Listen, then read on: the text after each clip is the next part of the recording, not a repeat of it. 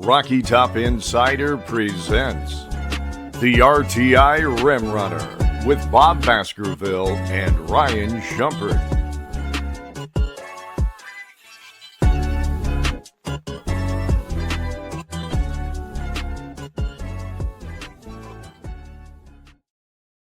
Welcome. Time for another edition of the RTI Rim Runner. I'm your host, Bob Baskerville, joined, as always, by Ryan Shumpert with Rocky Top Insider, guy who covers all the sports when it comes to Tennessee athletics, but he's got a warm spot in his heart for basketball of the college variety. So we're excited to spend some time with you today. If you're checking us out on video, you are seeing us on the Rocky Top Insider YouTube channel. Make sure you like and subscribe if you're doing that. And we're also available wherever you listen to your podcast. There will be a podcast drop on this episode as well. So you can listen to us, you can watch us, whatever your pleasure is, you can do that. Ryan, how you doing, man? I'm doing well. Excited to have basketball back and some real games. Exhibitions are fun. Give us a little bit of a taste, but excited to actually have some real games to talk about. Definitely so. And I feel the same. And I know some of these games at the beginning, specifically for Tennessee, are not the sexiest matchups, but we'll get to those soon enough. And there are certainly enough big marquee matchups going on in college basketball already to keep us interested in that regard. So that's all good. We got a great show on tap for you today as we recap a very active opening night in college basketball across the country. And then we're also going to spend a little time previewing the SEC, the conference at large, because once again, it is loaded. And we're going to get some help looking at that from an overall perspective from a special guest. Blake Lovell of Southeastern 16 will be joining us a little later in the show to talk about that. Blake's got a lot of great knowledge when it comes to college basketball across the conference, so that should be fun too. But first, let's do our opening tip. Talk about the Tennessee Vols. They begin another college basketball season with a pretty diverse roster and high expectations, which seems to be the case with this team nowadays. But there's also some unknowns. Their first game, though, was one of these, what we call a bye game, spelled B-U-Y, against Mercer, the Mercer Bears from Macon, Georgia. For some reason, Ryan was thinking they were in Alabama. I think I was mixing them up with, I said that on the radio the other day. I think I was mixing them up with Samford, which makes no sense, I'm sure, but kind of similar sized programs, I guess, right? Yeah, to SoCon. I'm a SoCon family. One of my brothers went to Samford, the other one Furman. So Jason Aldean country. I think he's Macon, Georgia. So that's always the person that I correlate with the Mercer Bears. Yeah. I will say Mercer had some all-name team guys, Brady Shoulders and what was it? Armani Mighty was their big man. So, but this was a game the Vols were, I think, a 28.5-point favorite. They did not cover. It was a pretty sloppy game, but they still won comfortably. It was never in question. They win 76-61. Ryan, to me, this one felt like the Vols wanted to focus, at least in that first half, on their inside game. For the game in general, they dominated in terms of points in the paint and on the boards, and it stands to reason they're physically more imposing than Mercer. But I was a little surprised in the first half. It's rare to not see us shoot as many threes as usual. We only, I think, took 5 3-point attempts. For sure, and I think you just look at the shot chart right now, or the shot list. If you want to include Nate Ament in the front court, which will probably be a back and forth you can use for whatever argument you want to make this season. But if you want to include him in the front court, only 2 of Tennessee's first 12 shots in this game came from guards, obviously both Jacoby Gillespie. So to your point, a real emphasis to get the ball inside. I think that all the more became the case when Tennessee didn't score the first 2 minutes or change of this game and just kind of looked ugly offensively from the jump. And I think Rick Barnes and his staff knew that they had a size advantage and had an advantage with the inside game in this one. So that I think, made sense. And you're right. It's going to be interesting to see what it looks like going forward, especially the 3-pointers, because we know Jacoby Gillespie is a guy that can shoot him at a really high clip. But you expect opponents to try to take that away from Tennessee and take that away from Gillespie. So when that does happen, who shoots a lot of threes? Rick Barnes mentioned feeling like Nate Ament had a couple that he would have liked to see him let go, and talked about kind of just the balancing act of finding how many to shoot, because he thought he took a couple that weren't good shots in the Duke game. So that'll be interesting to watch, and who else comes in and shoots threes, because you just look at the 2-guard spot, Ethan Berg, Amari Abram, Bishop Boswell. Obviously, those guys, especially the first two, are solid 3-point shooters, but none of that group really seemed super eager to pull the trigger in this game, which I think is, as you look at this long term, how much to take from the lack of 3-pointers attempted in this game. I think that's one big thing I look at, is how trigger happy or trigger shy are those 2 guards going to be, because we just know Tennessee's front court isn't going to attempt a ton of them. Yeah. Yeah, I mean, there was definitely kind of a bully ball vibe most of the game, certainly in the first half. But that ties into shooting from the field. We were essentially about 50% from the field for the game, 41% from 3. They did take more 3-pointers in the second half. That said, and I get it, this is a team right now that's kind of working through the kinks, but 19 turnovers for the game against Mercer. Not a great look. 6 Vols with 2 or more turnovers, and the assist to turnover ratio was essentially flatline, right? It was 19 assists and 19 turnovers. That part's not great. No, it's not. And you're right. I mean, you just look at the shooting numbers, and they kind of what it felt like watching the game after the first couple minutes, where Tennessee's offense for good stretches would look good and comfortable, and the shooting percentages even against Mercer, I think, are solid when you consider Tennessee, I think, rebounded 51% of their misses. But it just felt like anytime Tennessee would get much going offensively, there would be the turnovers. And I don't know, outside of just what you said, that Tennessee came out and played really sloppy, I don't know how much I make of it. It was a lot of different areas. I thought you had Jacoby Gillespie forcing the issue a little bit too much at times. I think you could say the same for Nate Ament. You saw some just lazy, sloppy passes. You saw Tennessee big men get stripped after getting rebounds. So it was a lot of different ways Tennessee turned the ball over, which I guess in a 1-game sample size, you maybe like a little bit more, or maybe gives you more optimism they can get it fixed, that it was just maybe just one sloppy game. But I think certainly that'll be probably the top thing I'll be looking for when Tennessee faces Northern Kentucky on Saturday, and just the next couple games going forward, because if it continues, even to a lesser extent, but if it continues and it's a lot of different ways Tennessee's turning the ball over, I think you start worrying about that a little bit more. Yeah, let's talk about that for a second. I want to get your take, because obviously, as I mentioned at the beginning of the show, this is a pretty new roster with a lot of different pieces and parts. So I expect a little bit of working through the kinks in the early going. I wanted to get your take, because you're closer to this than I am. And it comes to the point of scheduling, because you and I have talked about this. Their first 5 games, one of them's in the can already with Mercer, but they're bye games. They really don't play anybody of note until we get to that tournament in Vegas in a couple of weeks. First game was, I think, against Rutgers, but then you got Houston calling. But do you think some of this schedule, how much of this schedule was set far in advance by Coach Barnes, or was some of it kind of strategic because, again, for the reasons we've talked about, building chemistry on the floor, et cetera? Well, Tennessee will play 6, good opponents, or Power 4 level type opponents, or Power 5 level opponents in non-conference. 4 of them would have been set. No, I guess 5 of them would have been set ahead of time. Louisville was scheduled home and home before 2 years ago, and that game was set as a December game at the time.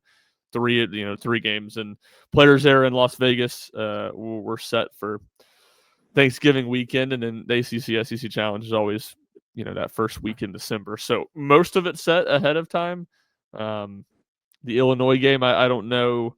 I don't know if that's something that Tennessee wanted that game to be in December, whether Illinois wanted it to be in December. Obviously, those 2 teams have played the last 2 years, both those games in December, really, I think right around the same week. I want to say maybe this year it's SEC Championship Saturday. I think it was that same Saturday 2 years ago in Knoxville, and 1 week later, maybe last year in Champaign. So I don't know if that was something that Tennessee did intentionally. I know in the past 2 years, obviously Tennessee played their second game at Wisconsin, the second game at Louisville, and I'd asked Rick Barnes about it, and he'd said that it was intentional to play a second game of the year on the road against a good team. I don't know if, because like you said, this is a new look team, you don't have some of the veteran leadership that those two teams had, that Barnes didn't want to do that, or it just kind of failed the way it did with some of the scheduling things that Tennessee wasn't able to get a tough game like that early on the schedule. Yeah. I still think about it, as much as he loves those exhibitions. We had Duke, and we, for a minute, had Michigan, right? I mean, there is part of me wishes we had had that one in the can too. That would have been great. Yeah, for sure. That one, they was close to the finish line, and they couldn't push it through. So Yeah. end up going just a little bit south and getting Ohio State in a closed door scrimmage. Yeah. Let's talk quickly about some of the individual performances against Mercer. We've mentioned Nate Ament, and he finished with 18 points, 9 boards in 29 minutes. He had 3 turnovers. He was one of the contributors to the turnover fiesta that we had. But I wanted to get your thoughts on Nate Ament. Just you've seen him in a lot of workouts, but you've seen him now on the floor in competitive environments, highly competitive with Duke and now Mercer. Where would you rate him? Is he kind of as expected, a little less than you anticipated? Where do you think he is so far? I would say kind of what I expected. I would overall say I would have expected him to shoot the ball a little bit better than from 3-point range as he has. I think was Owa 0 for 6 against Duke and then 1 for 4 against Mercer. And I think he's much better shooter than that. But otherwise, I think it's kind of looked like what I expected. Some adjustments needing to be made. Physicality gave him some issues against Duke, but we talked about it last week. I thought Tennessee got him the ball in less isolation type spots in this Mercer game and more just in the flow of the offense where the defense was moving, which allowed him to get downhill and have easier driving lanes. And he also, you could say, just smaller defenders, less strength. I think was more efficient when he got into the mid range. So he played well in this game. I think the rebounding numbers as a whole in the 2 games have been a little bit better than I expected them to be. And he's shot the ball a little bit worse. So I don't think too far off. And you're seeing some of those things that are going to be an adjustment for him, while also seeing the natural talent and why people are so high on him. Yeah. No, I think so. I mean, there's just it's those. He has a couple of moments where he flashes. There was the one drive where he kind of he covered. I think even Mike Keith said it on the radio. He covered about 20 yards in about 2 steps. It felt like where he drove it to kind of slashed to the basket. And so obviously, and you've seen it in summer workouts and everything else. I mean, he is as advertised as far as the skill level. I don't question that a bit. It's going to be just continuing to get his sea legs at this level. I think that all comes in time. And to your point, I don't think it's a bad start by any stretch. No, and I think the other thing too, to that point, is as much as Tennessee can get him out in transition, I think the better. I think with those long strides, saw that in the open scrimmage that they had, whatever day of the Arkansas football game, I guess that was. You saw that a couple times in this game. When he gets out in transition, it's just going to be very hard for him not to get a good look or get fouled. Yeah, agreed. Jacoby Gillespie, talked about him, 8 points, 6 assists, hit a couple threes. 4 turnovers, like you said earlier, Ryan. I agree with you. It felt like he was forcing the issue maybe a little bit. And and if I'm Rick Barnes, he doesn't like sloppiness, of course, but you certainly want someone who's, going to push like that versus having to make them push, right? Yeah, and you need Gillespie to be that way on this team. That's going to be a difference for him last year when he was obviously part of the Crab Five and a really good starting unit that played a ton of minutes for Maryland, where he could facilitate a lot. And obviously, I mean, he still scored just shy of 15 points a game, but Tennessee's going to need him to force the issue more. So I think some natural adjustments. There's some natural adjustments, especially against Duke, to being the guy at the top of the scouting report. Not that he is completely foreign to him, because that was a lot of the same last year. I think the one thing I would say, I don't know, worries me, but it's been underwhelming the first 2 games, is just his 2-point efficiency. I saw flashes of that in practice over the offseason, where I was like, he's a better 2-point scorer than I thought he would be. We haven't really seen that to this point. He just hasn't been super efficient scoring, getting to the basket. So I'll be curious to see, adjustments made or just getting more comfortable, how much that takes up in the next handful of games. Yeah. Jalen Carey, 8 points, 10 boards, 5 of them on the offensive glass, 16 minutes. He's definitely the guy who gets his ear bent by Coach Barnes. So far, at least that's what we're seeing in the early going. But it seems like he's a tough dude, man. But he was definitely cleaning up stuff on the glass. But it felt like he was missing some short ones, though, too. Yeah, he needs to be a little bit more, just cleaning up the trash a little bit better. Yeah. But I think a lot to like. I think there's going to probably be a little bit of frustrations with the shot selection. And I think that frustration will be all the more so if he's not cleaning up the easy ones. But, I said it on here last week. If he's going to help Tennessee, he's got to rebound the ball a lot better than he did against Duke. And you saw that from the jump, an emphasis where he came out, grabbed a bunch of rebounds. Obviously, easier to do it against that competition, but 10 rebounds, 5 on the offensive end. I thought that was a real positive sign, because to me right now, I don't know if Tennessee can keep playing 5 front court guys every single game once they get to SEC play. And to me, Dwayne Brown's breathing down his neck for that type of playing time. Yeah, and we'll get to Dwayne here in a second. He had another clean game. I thought the guy who really, I thought, showed out in terms of, based on what we've had in terms of expectations, and it's always been limited sample sizes, but JP Estrella, I felt, it was career high in points scored, but I felt he was really effective, right? 12 points, 5 boards, 4 of those offensive rebounds in 20 minutes. Really solid game from JP. No doubt. I mean, he helped Tennessee get out of that offensive funk as much as anybody. I think he scored 6 of Tennessee's first 12 points. Rick Barnes talked about it on one of his missed shots, kind of a mid-range turnaround. He felt like he got fouled on it. So he brings that different gear for Tennessee offensively and inside. So it was a good sign for him. I do wonder, he only played 12 minutes in the exhibition game against Duke. He sees an increased workload, 20 minutes in this game. Some of that, Felix Okpara just in foul trouble. Two fouls quickly in the first half, picks up a third one quickly in the second half.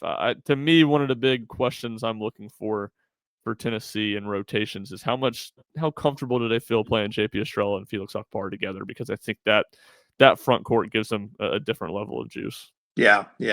And you mentioned it with Felix, early foul trouble. That kind of was his bugaboo the whole game. He ended up with only 5 points and a couple boards, only played 14 minutes, hit another 3 though. So yep. Known 2 for 2 in his career. Yeah. Known 3-point threat. Felix Okpara. Okay. This guy, Bishop Boswell, because I've been critical of this guy, but, and I don't confuse this with me saying, man, he's my guy now. But I thought he played serviceable in this game. 5 points, 8 boards. He's pretty active on the rebounds, only 2 turnovers. Hit a 3, had the highest plus minus on the team. And it was less minutes. It was only about 16 minutes. That's kind of the Bishop Boswell I think we could see, and I'd be okay with that, I think. Yeah, for sure. And, not 10 minutes at a time. I think is the thing that was frustrating about the Duke game. But no, he's a guy that can affect winning, and he's certainly not Jemai Meshack, but do to a lesser extent some of those things that Jemai Meshack or even Santiago Vescovi could do on the defensive end of the court. The rebounding was, to your point, a huge plus, and not that he was great offensively, but just a little bit more of a threat in this game. So that's what Tennessee needs from him. He did have one stretch where he turned it over on one end, and he got, fell asleep on defense on the other and gave up a layup. That's the type of stuff that will drive you mad, especially because he's just not going to bring you as much offense. But overall, a lot more positive than negative from Bishop in the opener. I thought so too. Before we get to our guests, let's wrap this one up with a quick note on a couple of the other freshmen besides Nate Ament.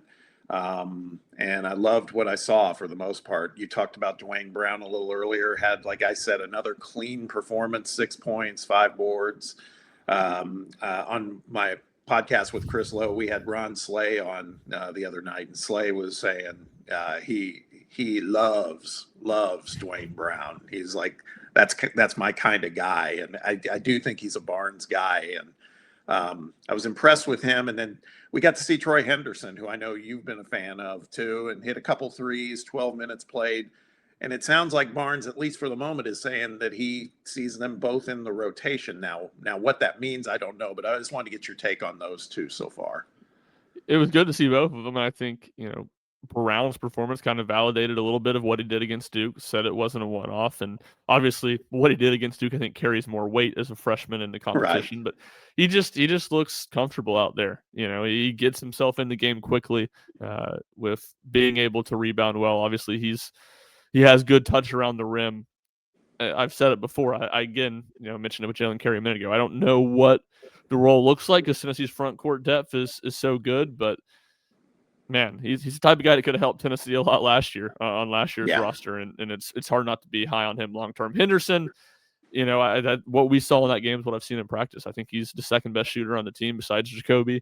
He can provide an offensive spark off the bench. How consistent can he be defensively? I think the point too it makes me a tad skeptical to his long term playing time is even when he played, Ethan Berg was the one that was getting the backup point guard minutes, and Henderson was playing the two. I feel like, or I have felt like there's a more defined role for Henderson if he could become that backup that plays 5 minutes a game or whatever behind Gillespie. So we'll see how he grows there. We'll see what he can do defensively. That's kind of been the staff's big question mark on him. But you saw a lot of, why he's a fun player and a guy that could help this team this year. And certainly I think is going to be a good player in this program in the long term. Yeah. So in summary, some good, some not as good, but again, it's first game and it's against an opponent that's, call it what it is, kind of inferior, and that's okay. The bigger games will come, and certainly they will come when we get into conference play because it'll be here before we know it. Right? We're in non-conference now, but boy, this thing with college basketball is time flies. And the conference is going to be tough as ever. There's as many as, last year, I think we had 14 SEC teams showing up in the NCAA tournament, and the way too early bracketology projections so far have 13 SEC teams showing up there. So it's never been more competitive and deeper than it is right now. So we thought it'd be good to take an early look at the conference, what to expect across the SEC. We have a defending national champion in there too. And get the help from a guy who I feel I've talked with this guy multiple times in the past, does a fantastic job covering hoops all year round for the SEC. He's with the entity known as Southeastern 16. His name is Blake Lovell, and he's joining us today. Blake, we're going to conference you in now. How you doing, man? How you feeling? I know you've been a little under the weather. Yeah, you guys have probably gotten text messages this morning that you usually don't get from your guests. I'm like, guys, I'm going to try to get there. I think the first time ever, without giving too much information, that I have a little prop over here in case I need it to hop off quickly. But hey, usually we're like, teams aren't 100% when they get to conference play. I'm not 100% in week one. So, no, always good to talk to you guys. And like you said, Bob, plenty to talk about with this league already, and much more to come. So yeah, well, we're only going to be on for about 4 hours, Blake. So appreciate you. Well, in that case, yeah, your viewers are going to get a very unique experience potentially. So yeah, we'll be respectful of your time. Really appreciate you hopping on. So we were just recanting Tennessee's opener against Mercer. They've also had a nice kind of eye test last week against Duke in an exhibition. But here's the thing. I mean, we're and for guys like us, all of us on this show, we love what is starting up for another college basketball season. Some of these matchups already pretty amazing. I mean, again, the reigning national champion Florida, they lose their first game, but I mean, if you watch that game, Florida looked quite all right. I mean, it's just everybody's playing hard games for the most part. Tennessee's will come in a couple of weeks.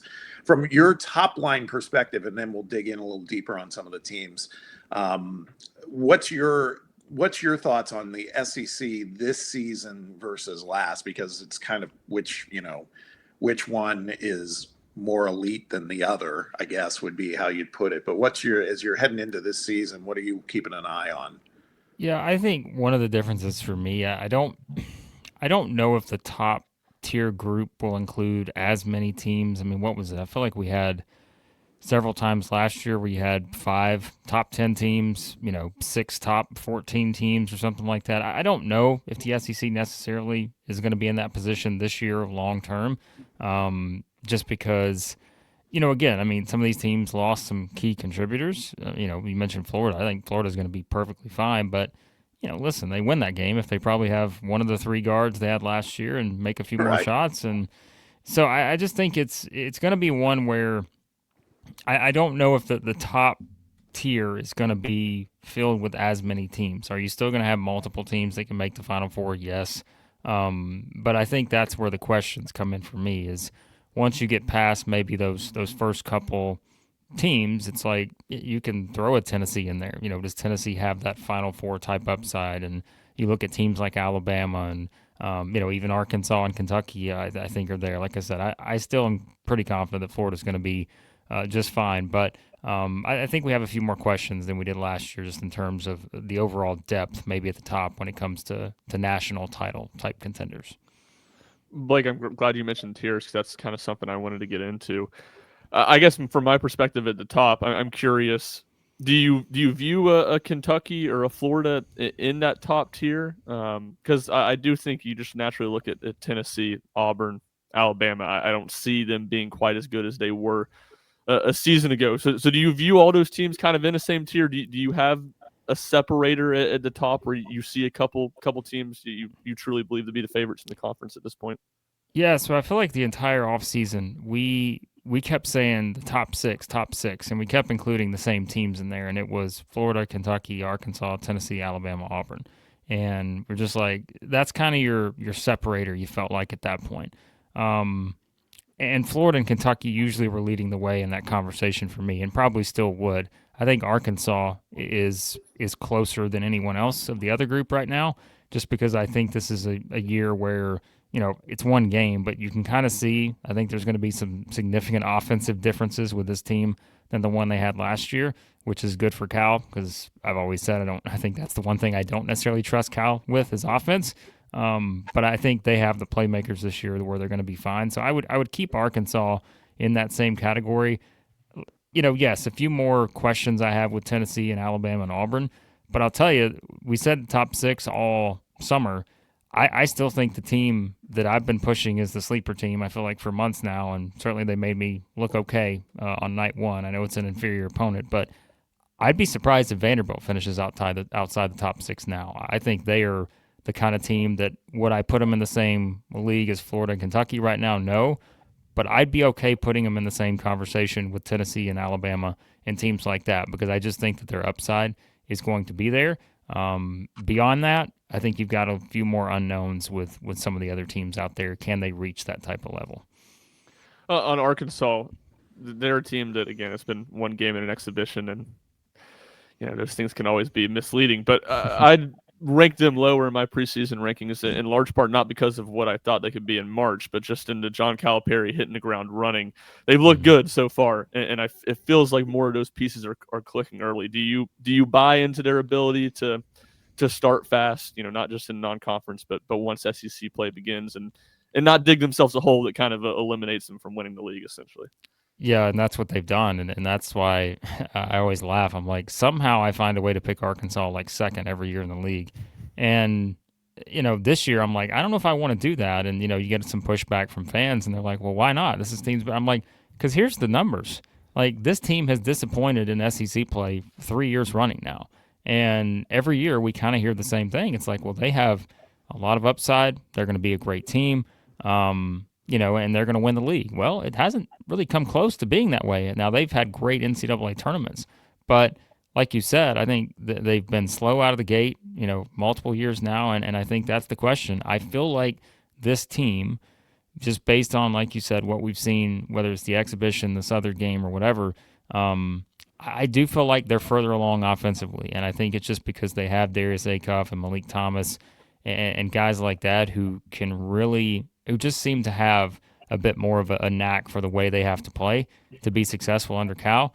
And, I said it yesterday, like it kind of feels like a vintage Cal type team minus, having an Anthony Davis or a Karl Anthony Towns in the front court, right? But in terms of the way it's made up, like there's a lot of those similar pieces when they had the success at Kentucky, the high level success I see on this roster. And they're going to get tested in non-conference play. They're at Michigan State on Saturday. They got Duke Thanksgiving night. They've got Louisville, Texas Tech, Houston. I think that's going to help Arkansas a bit more, be a little bit more ready to start off conference play and have a better showing than they have in recent years. Hey, Blake, you mentioned Vanderbilt, which I got to be honest, kind of surprised me, and it's probably because I'm just not educated enough on what they've done. But I didn't feel like so they lost obviously Jalen Carey to Tennessee. Their point guard from last season, who I forgot the name of, who was a little Edwards Yep, with a little Jason Edwards, flamethrower. He took off. So I was I guess just out of my own mindset, I wrote him off. And I mean, I knew Duke Miles came over because that was a guy Tennessee had some interest in. But so you've got some. I'm just looking at their box score from the other night too. And Tanner is someone I liked a lot last year. Nickel can shoot. So I mean, is there another ingredient to this team that I haven't caught that's kind of like what you feel is putting them up there in that higher strata in your mind? So I think they had potentially more better individual players last year. I think this year they're a better team. And I think that's the difference to me is I feel like they have more guys who maybe aren't going to score 25 a night, right? It may not be Jason Edwards, who's just that's a guy with volume and he's going to put up points. I think it's sort of one of those, though, where when you kind of look at the makeup of the roster, and we always say this, especially in this era, it's the makeup of the roster plus the coach's tendencies. And I think the way Mark Byington wants to play, and that is a team that gets out in transition, they're going to space the floor, they're just going to try to attack you, they're going to get open threes, and on the defensive end, they're going to go after you. I don't really see anything on this team outside of potentially the front court depth that makes me worried that they cannot figure it out to the point to where they are winning potentially 10-plus SEC games this year. I think the shooting, which you mentioned it, Bob, I mean, I know it's Lipscomb. Lipscomb's in a bit of a, this isn't the Lipscomb team of several years ago. Lenny Acuff took the Sanford job and all that. So they're in rebuilding mode. But, I mean, Vanderbilt goes 17 of 31 from three. That was one of the things we talked about this summer. They've got so many guys who can go off in terms of just making outside shots. And, when we mention some of these teams that have made runs in recent years in the SEC, like I always say, what was kind of the early separator for Nate Oates in Alabama? High volume threes and just guys who came out and you just couldn't catch up because they'd get hot and the game's over. I think that could be something with them. They've got the depth. The guard play is going to be outstanding. Still want to see how the front court plays out, and that may be something in SEC play where so many plays are made at the rim and, so many free throws are shot and all that. That may be an issue, but I think for now, like they look the part to me of a team that absolutely qualifies as, if everyone wants to know who's the sleeper, they're the sleeper, but even the analytics now, right? I mean, when Ken Palm or whatever came out with his initial projections and Vanderbilt was like 16th, 19th, everybody's like, how did that happen? Clearly there's something there, and I think we're kind of seeing it play out already. Yeah, I had them at 7 as kind of that top of the third group coming in. And you're right, Torvik was the one, because I guess he updates his the earliest. It really caught my eye. And it just feels like, and look, it's a small sample size, one this year, but 2 classes in general. But it feels like Byington, just to your point, just puts rosters together that can play together. And I think Collins can, I don't think he'll be as efficient as Edwards was, but I think he can fill a little bit of that volume shooting role if needed. So I'm with you. I'm high on Vanderbilt. And you said you think they're in the top 6. I think the team you would have to naturally drop out after the, maybe overreacting a little too much to the first game of the season is Auburn. What did you make of Stephen Pearl's debut the other night? Yeah, I mean, we went into the game and we did our preview the day of, and we said, listen, not saying this is going to be close, but we made the argument that Bethune-Cookman is one of those kind of teams that if you look at on paper, everybody's going to see the name and just think, all right, it's Bethune-Cookman, Auburn's a 20-something point favorite, everything's fine. But if you went a little deeper into them, like you could see the path to exactly what happened. Now, again, I didn't think it'd be an overtime game where Auburn's, grasping to find a way to win, but I thought it'd be a little closer than people thought. And, if you turn it back to the Auburn side, I mean, if you guys saw any of the stuff we did this summer, like we were lower on Auburn before Bruce Pearl retired. Like, we were just saying, hey, I know what they did last year, but you also have to look at that within the context of what they did last year was historic.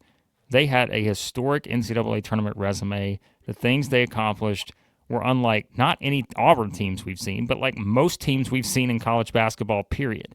And so it was going to be a drastic difference. But then when you add the coach aspect into it, like that adds another layer. And so, our whole thing this summer was Keyshawn Hall and Todd Pettiford, then what? And, Pettiford didn't have his best game the other night. Hall, I think, is going to probably wind up being one of the top scorers in the SEC. I don't know how he didn't wind up on one of the all-SEC teams to start the season. I mean, he's the leading scorer in the Big 12 last year. I just don't know how that's just a complete oversight. But then, I want to see how the rest of the roster pans out because I don't have a great feel for it right now. And, defense did not look good. This didn't look good at all. And that's kind of Stephen Pearl's thing, right? Like, he was the defensive coordinator, in whatever role they wanted to call it. But I just think that they're going to have a very up and down season, and they've got a brutal non-conference schedule.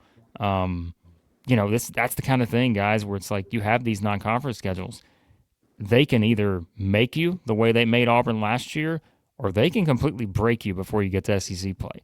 And my worry is that if they can't clean up some of these things, which I think they'll be okay, it is the kind of schedule that could break them before we even get to January. Got to talk about Kentucky. It's always near and dear to our hearts here in Tennessee. It's funny watching their fan base already, get on the roller coaster. They knock off Purdue in the exhibition, and then they lose to Georgetown, and they're apoplectic. It just cracks me up. But watching them last night a little bit, seeing their highlights, I'm going to state the obvious here. They are deep, man. They got so many guys. And the thing that, by the way, did you see Colin Chandler's dunk last night? Yeah. My Jeez. Postered. Yeah.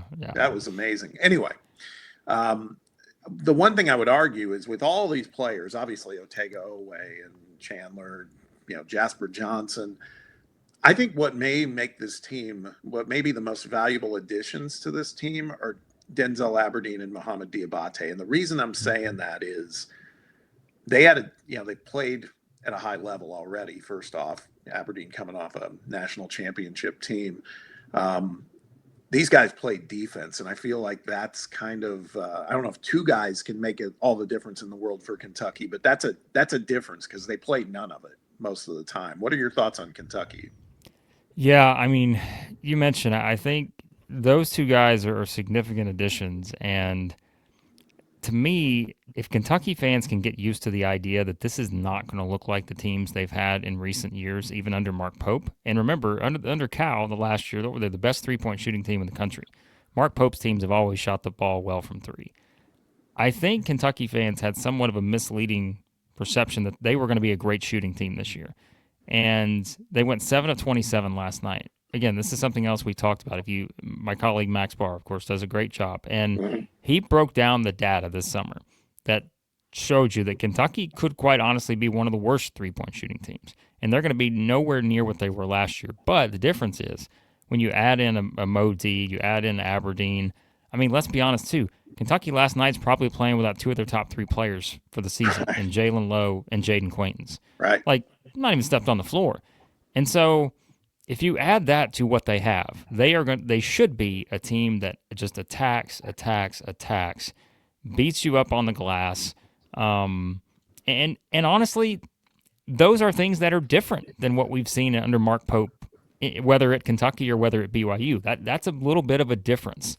And so I'm most fascinated by them, other than the fact that how they're going to keep all these guys happy.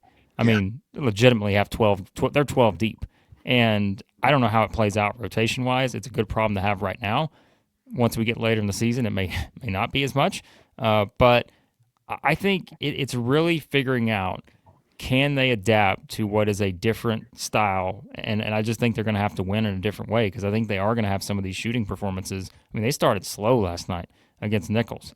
But the thing is, they're going to be a better attacking team, and they're going to be a much better defensive team. And that's also something that Kentucky fans hopefully should appreciate. Because if you go back to Cal's teams, it wasn't just the flashiness when they were having success 10 years ago or whatever. It was really a team that just shut you down defensively and made it difficult on you to score. Wasn't the case for Kentucky last year. Wasn't the case the year before. They were one of those teams that was kind of the ping pong team of, all right, this way, number 2 offense, number 3 offense, this way, number 100 defense or 58, whatever, right? So I think it's going to be a little bit of a different expectation for this team, but listen, I don't know if there's a deeper team in the country, and that may be ultimately what helps them get back to the Final Four. Allow me to be a hater for a moment. And look, I don't know how much you can money do what you want. I don't know how much money Kentucky spent on their roster. Obviously, some of the numbers out there are astronomical. It's hard to believe, even though I know their commitment's high. One, I guess my hater comment would be is how is Jalen Lowe the starting point guard on a team that's spending that much money? And two, my question to you is to talk me into Jalen Lowe being a winning point guard on a legit national title type team. Well, I need him to be. I drafted him in my fantasy college basketball team. That's a starter. But no, I think here's what, and I think it goes back to what I said a minute ago about their playing style. And I feel like it's one where if you sort of look at probably, again, what they want to do, I feel like it's going to be a situation where everything is not going to have to be on Jalen Lowe. And I feel like it's one of those things where, yes, like you can look at his stats, and I'm trying to pull them up here from Pitt. Like it's a very interesting statistical profile for Jalen Lowe. What he shot 38% from the floor last year, averaged 17 points. But again, that the shooting percentages, which may play into that, shot 27% from 3. And so I think it's going to ultimately be one of those things where if they can stick to the plan, and the plan is that they have to play a certain way and they don't get to doing things that are not their strengths, then I think Jalen Lowe is going to be perfectly fine in his role. But I can also see a path where it's like, hey, you're spending X amount of money on your roster, which includes, again, guys like Colin Chandler, guys like Jasper Johnson, and you just keep going down the line. And that's where the comment of, how do you keep everybody happy when you have a roster like this? And so I think Jalen Lowe, once he's back, ready to go, it seems like that'll be soon. It didn't seem like a significant injury in that blue and white game. But he's one that I would circle, Ryan, because I think that he's probably one of the more fascinating studies for me on this particular roster, just because I could see it going multiple ways here. But I think there's plenty of upside. It's just I really want to see if they can play the way they need to play and not stick to some old habits that I don't know necessarily fits great with this particular roster.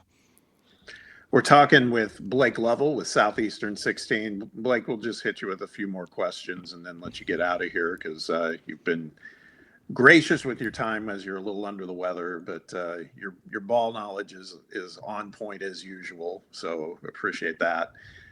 Boy, we've been going through it in the football season in the SEC where there's been coaching casualties all over the place.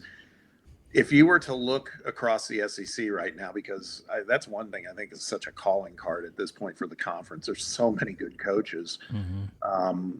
If there's somebody, there's kind of the obvious, like, namely Matt McMahon is on the hot seat, I would say, at LSU. Do you think it's one of those deals? Do we see something like a coaching casualty happening like mid-season or anything like that? We had this conversation this offseason, and I feel like it's one of those years where, like, you can go up and down the line, and I don't know that there's really anyone that feels like they're just in brutal shape, like, in season. Now, after the season, again, if LSU were to win, 3 conference games or something like that, then I think it's going to be a problem. And I know people were making the joke, I guess it was the best word, about, the best thing that happened to Matt McMahon was Brian Kelly getting fired because, financial situation at LSU and do they want to go that route of paying the buyouts and all this? Like, so I don't know. I mean, you guys know if a team wants to win and they want it, they'll do what they have to do financially to make it work. But they invested more in their roster. I think, like you said, he's probably one of the clear ones that needs to have a good season. Lamont Paris, I think what he did a couple years ago gave him a bit more time because, yes, they were picked last, but they were right there in the SEC title race with a week to go. I think that gave them a little bit of wiggle room. I think you just want to see improvement from them this year. I don't necessarily know that I'd put him on the hot seat, which is going to surprise some people. I just think they want to see some improvement, and they spent more money on their roster too, I think. So like it is one of those years where I'm like, I look up and down and I'm thinking, this feels like a year where only shuffling we see potentially is if those two teams who didn't make the tournament last year were to just have bad seasons, meaning, again, maybe that's 4 fewer SEC wins. But if not, like, the only other name I would throw in there would be Porter Moser at Oklahoma. I said going into last year, I thought that was it was more of a fit thing. I didn't know if that was a long-term fit for either party. They got off to the 13-0 start, didn't have a great finish, but still made the tournament. I think this year's team, I'm still kind of wait and see mode on them. Some people are higher on them, some people are lower. I don't have a great feel for them, to be honest. That's the only other one I would throw in and say, if it goes south, I could see either Mosier getting out of there or, maybe Oklahoma makes a move. But other than that, I'm thinking everybody else seems pretty set in terms of their role right now. So on the subject of Mosier, Oklahoma was in Knoxville this past weekend for the football game, which we would rather not talk about too much. But I was talking at some tailgates with some Oklahoma fans, and I was struck by how down they are on Porter Moser. I mean, small sample, but still, I mean, I was kind of surprised. I mean, I know things got rough there last season, but then at the end they rallied, got into the tournament, actually made a decent showing in the tournament just by, in terms of effort and being a game opponent. But man, it's exactly what you said, Blake. I was thinking about it when you said it. It's like they're kind of like, he's not one of us. That was kind of that was their tone. Yeah. And I mean, they haven't had a winning record in conference play, whether Big 12 or SEC under him. And I think that's becoming a bit of a problem for them. So I could see him taking a reset job, lateral move at the end of the year too. Yeah. And then to your point with South Carolina, like I think that goes into the Brian Kelly thing too, where it's just you're only going to invest so much in so many sports, and I don't know. We'll see what happens this spring, but I see them staring down the barrel of a Paul Mainieri buyout too. So I would, if you just show any signs of improvement, I would think they'd be happy to give him another year. Yeah, I think so. One more new coach, and then Ryan, I want to let you hand off the Tennessee part of it. But one more new coach I want to get your 2 cents on, Blake, is Bucky McMillan at A&M. Because it's kind of quiet right now, but, Bucky's always been a really kind of flavor of the day coaching candidate. So that was a big job for him to get at A&M. They've got money. Definitely a different style of ball than what Buzz Williams did there. How do you think he fares in season 1 in College Station? Yeah, A&M fans are rejoicing right now about how they're like, wait a second, did we just score 98 points in a game? And it's like, we don't even care if it's Northwestern State. Did we just score 98 points? I think there was a wild stat out there about, was that the highest point total? They didn't score 90. I think 97 was their highest output last year, and that was, of course, only one game against Lamar. But they're not used to this. I think Bucky's going to be fine, and I think I put Texas A&M not to the level of Vanderbilt in terms of like your sleeper teams, but I've kind of put them in that same category of teams that I think will overachieve this season. And for me, I don't know that he's got the full roster to play Bucky ball just yet. I don't think he has all the pieces he needs to do to the fullest extent, but I think he's got a pretty good starting 5. And I think his starting 5 matches up well with many SEC teams. Now, again, some of the ones at the top, they may struggle in certain matchups, but most SEC teams, in terms of just their first 5, I think they've got enough to make things interesting. Now, beyond that, I'm not sure. I just don't know if they have the depth to keep up. When you do get into some of these games, inevitably that involve foul trouble and free throw contests and all that. And so that's my only worry. But fit too. It was one of them where I'm like, if you're going to go take the Texas A&M job after Buzz Williams, you have to be different than Buzz Williams. And I just think Bucky is such a different type coach and someone who I think will reinvigorate the program in a different way. And I think that's exactly what they needed. So I have high expectations for him there. I think, again, financially too, We know where their football team's at right now. We know they value baseball. Like there's a lot of other that comes into it in terms of the money they're going to spend. But if you look at their roster, I think they spent some money this offseason. I mean, they brought in some guys who, you're probably going to have to pay a pretty penny for. So I think A&M's going to be fine. So two-parter for me on the way out. One, how many SEC teams make the NCAA tournament? Two, where do you see Tennessee on the seed line? And any other general thoughts you have on Vols? Yeah, I think, and I'll start with Tennessee. Like I feel like different, just like I've used for Auburn and other teams. Like that's kind of the buzzword. It's going to be a different type season for Tennessee, and I think you guys were mentioning earlier. I talked to Justin Gainey. It's probably been a month and a half ago, and that's when everybody been talking about the top players, like the guys we knew that you were expecting to be part of the rotation and be the stars, whether it's Gillespie, Amen, and so forth, Akpara and Carey and all that. But, when he mentioned to me, as I'm asking about the team, when he starts talking about Dwayne Brown and talking about some of the other guys, like to me, that's when, all right, the antenna goes up a bit because you're thinking, okay, like they may have more depth than some people think. And I feel like that's, to me, is going to be the thing over the next month and a half, is I want to just see what, beyond the knowns, like what are going to be the key contributors in terms of minutes and all that. I still think Tennessee has the second best front court in the SEC. I know Florida's was not impressive the other night, but I still think that they're the best from start to finish probably. But I think with the front court they have, it's going to put them in a position again to be a top-tier defensive team. I mean, I feel pretty good about that. And the numbers suggest that they will be under Rick Barnes. I mean, top 5 the last 5 years. Now, of course, Scott Ziegler was on all those teams. But Gainey also said something to me, too. He's like, Ziegler and Gillespie are different players. They're not the same player. You have to have different expectations of what you're going to play to in terms of their strengths. And that's where, yes, I know the shots haven't fallen. There have been some ugly things offensively to start with, which is not what Tennessee fans want to hear.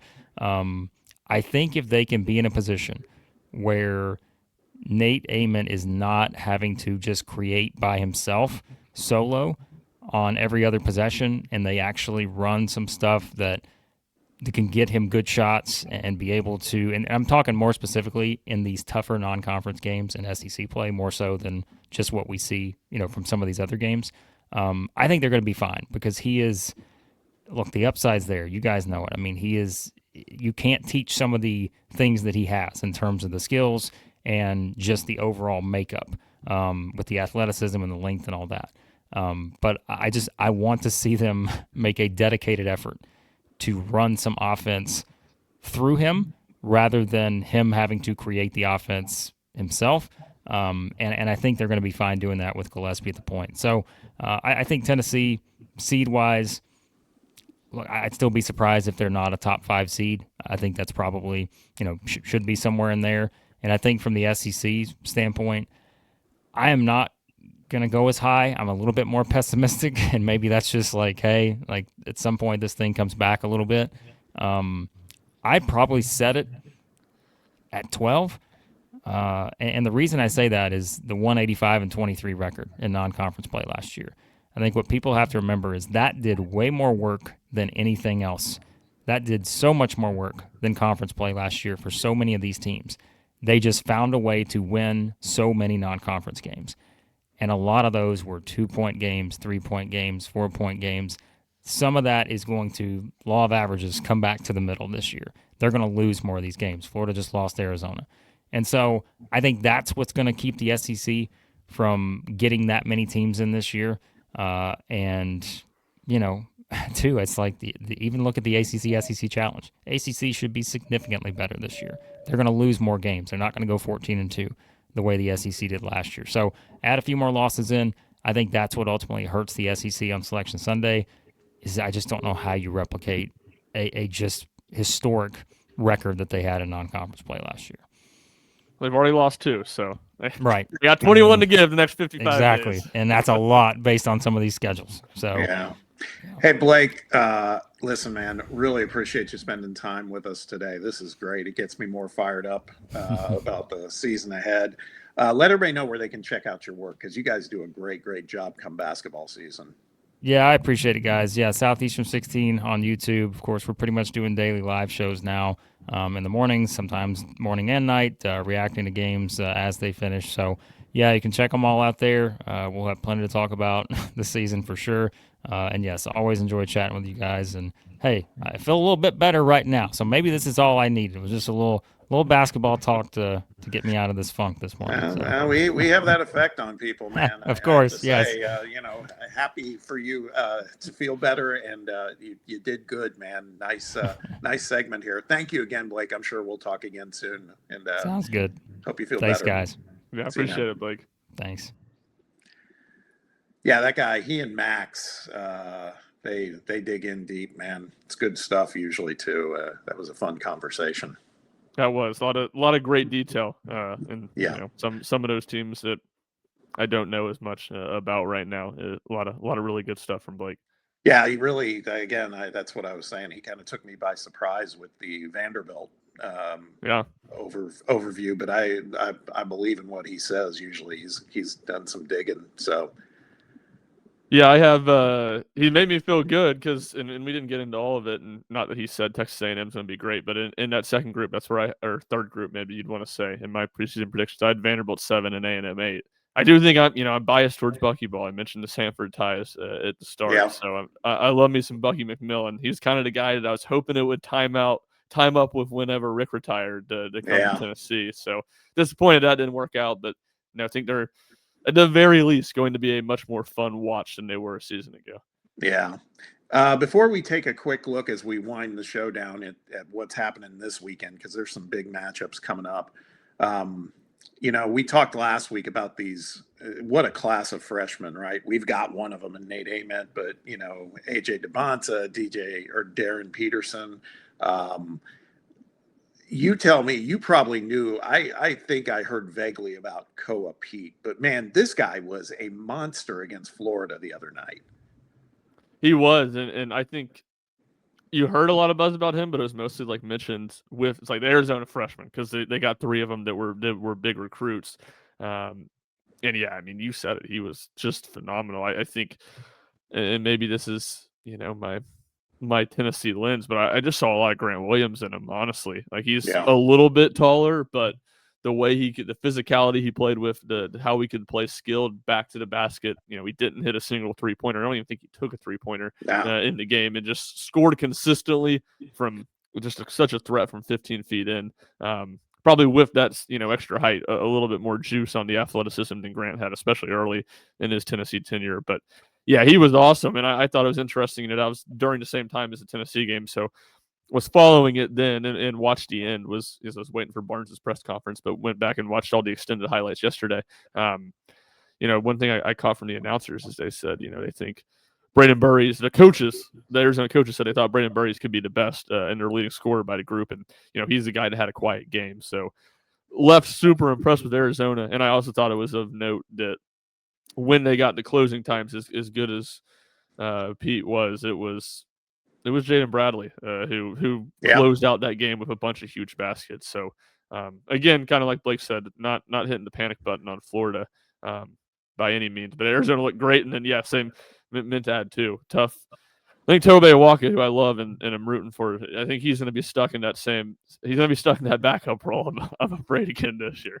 Yeah, I would say so. Yeah, and the one thing we didn't talk about with Florida, although Blake did mention it about the they lost such a massive chunk of that team's productivity last year with the guards. I mean, that was over 50 points a game scored, and that doesn't even count what the other buckets they may be accountable for. So that is going to take a little time to overcome. For sure, and it's it's an interesting dichotomy where part of me is like, man, that I do think Florida's got the best front court in the conference, maybe the best front court in the country. But it's like that backcourt, as good as the front court was last year, the backcourt won in so many games that I just wondered about that. But everybody's got questions. So Boogie Fland and Lee, I think with Lee, to me, he didn't look overwhelmed by the athleticism, which I think's a natural worry, but neither of them very efficient. And I think, especially with Fland, that was one of the big knocks on them last year. So that's kind of the thing from a downside with Florida, question mark with Florida. That's kind of the question I'll be watching going forward. Definitely. So, as I said earlier, big weekend coming up. We'll just speed through these. Friday night, number 19 Kansas at number 25 North Carolina. They're not quite the same teams that they usually are, but they're still good teams, and it's Kansas, North Carolina. So we'll definitely be keeping an eye on that. Saturday, this one I'm very interested in. Number 15 Alabama going to the Garden to take on number 5 St. John's. Something tells me that game is going to be fantastic. Yeah, I'm jealous. I'm jealous that, well, I mean, I guess probably now Alabama media is making that trip anyway. It's Alabama LSU on Saturday. So Yeah. I guess that leads me into my take. Like, I just hate that these games on Saturdays. Let's get them on Fridays and Sundays. It's a little bit easier for us this week since we got the open date. But Yeah. let's not go head to head with college football. Let's space it out a little bit. Right. Yeah. And then Saturday night, another one, number 14 Arkansas going to East Lansing against number 22 Michigan State. I mean, great games, but you're right. There's still some really meaningful football being played too. So you got to try to multitask here. Yeah, we do. And again, Arkansas, I think, will be a great test. I'm starting to have my early season expectations rise for them, as I mentioned in the conversation with Blake. So that'll be a really good test, and excited when you talk about the freshmen that we've talked about last week and again this week. Caleb Wilson versus Darren Peterson on Friday night should be super fun to watch. Peterson it looks kind of like he looks older than his age, right? The way he plays, it's just very it just feels very elevated, man. He's a nice player. Yeah, he is. He's just really smooth, and I think keeping on that note, kind of the same situation. I was working post game. I had the BYU game on my phone, but going back and watching some of the extended highlights yesterday too. DeBonsa, just his body control driving to the basket is so impressive. I know analytically, the question marks on BYU's defense. So this isn't groundbreaking or anything, but between Wright, between the Keita big man who just clogs up so much space, such a good screener. They're going to be in the sets that they run. They're going to be very difficult to defend. Yeah, and again, I say this we're very excited about Nate Ament, and he's going to be great. I am certain of that. But it does feel like there is definitely, now it makes sense to me when you talk about the high school rankings for these guys coming out, Peterson and DeBonsa. They seem like they're at a little bit of a different level at the moment. Yeah, just a little bit more polished. And this is the point I meant to make last week when we were talking about it. We have cycled out. We lost 2 senior classes last year essentially because of all the last COVID year guys and stuff like that. It sets up well for freshmen to just make a bigger impact in general. And obviously this is an extremely talented freshman class. So it sets up well for that group to have a really big year. Yeah, most definitely. And then are you going to be in Thompson Bowling Arena, Food City Center Saturday afternoon, right smack dab in the middle of the day? You get to see Northern Kentucky invade the arena. Yes, the Norse of Northern Kentucky. So I'll be there. I think my post-game work might be a little bit more limited. Some of that stuff might get punted to Sunday so I can watch some of the football and the basketball games we were talking about on Saturday night. But I'll be there and, excited to see if Tennessee can be a bit more polished. And, that's the thing. We're good right now. 2-3 games in, it's just fun to see the team. It's going to be like that TSU game, that 4th and 5th game before they get to Vegas is when it's going to get rough of just being like, all right, I'm ready to see these guys face a little bit better competition. No doubt. It'll get here though, man. Hey, good show today. Thank you for spending time with me. I think Blake was a great guest too, and look forward to doing another one with you next week. Yeah, appreciate it and very fun. And again, we had like 2. We didn't even talk much of Duke, Texas, but it'll be good to get more takeaways, more games to have that we can break down. And they didn't quite hit some good games. Didn't quite hit the ground running with the start of the season, but excited as we get into the thick of the non-conference slate and get to see a lot of these matchups. And Cameron Boozer was inevitable, right? Last night he didn't do much in the first half, but he ended up with a great line. That he's impressive. It's gonna be fun. Yeah, he is. It's seeing Duke twice, and this will be a big picture, and we'll see. Maybe I'll look dumb. I think national title, they got to have somebody that can create a little bit off the dribble in the backcourt because Caleb Foster's looked bad. He looked bad against Tennessee. He looked bad last night. And Isaiah Evans has been awesome, and is as fun to watch him move without the basketball as probably anybody in the country, and how well he can shoot it. But just not someone that creates off the dribble a ton. So I feel like they're going to ask a lot of Cameron Boozer as they figure that out for him to be able to kind of get them ISO buckets. And like you said, inevitable after a bad first half, he delivered last night in the clutch. Definitely. Well, listen, to you, the viewer and the listeners, thank you for spending time with Ryan and I. As a reminder, make sure you hit that like and subscribe button for the show on our YouTube channel, Rocky Top Insider, and download our podcast wherever you listen to your pods. Appreciate you making this show part of your viewing and listening routine. Ryan, thank you. Looking forward to next week. In the meantime, everybody have a great week ahead, and we will see you next time on the RTI Rim Runner.